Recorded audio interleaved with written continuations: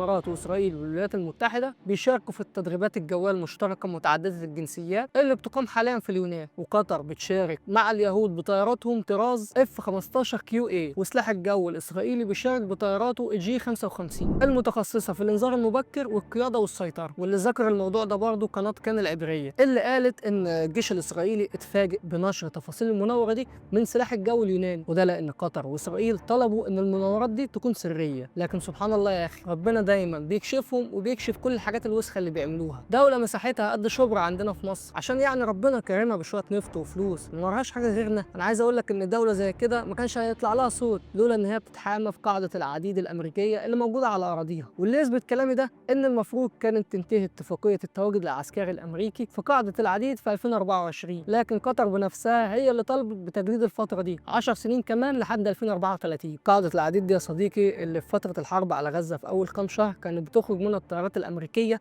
محمله بالسلاح والعتاد لاسرائيل. ومن 2003 لحد النهارده قطر ساهمت في اكتر من 8 مليون دولار عشان تطور القاعده دي بنفسها، وكانت بتدفع فلوس كمان عشان توسعها. هي بتعمل كده مش لله وللوطن، يعني هي بتعمل كده عشان هم فاهمين كويس ان هم من غير القاعده دي ولا يسوا، وفي مقابل الحمايه دي بيدفعوا اي فلوس ورشاوي لاي حد يقف ضد الاداره الامريكيه، حتى لو كانت الدول دي دول عربيه زي مصر. عرفتوا ليه دلوقتي مصر مش بتتسرع في اتخاذ قرارات الحرب وبتفكر مره واثنين وممكن 10، رغم اننا عندنا القدره القويه على افتعال حرب او عمل عسكري ونقدر نحقق كل الاهداف اللي مطلوبه بكفاءه. لكن احنا عارفين ان كل اللي بيحرضونا على الحرب النهارده في قنواتهم واعلامهم هتلاقيهم بكره واقفين معاهم ضدنا.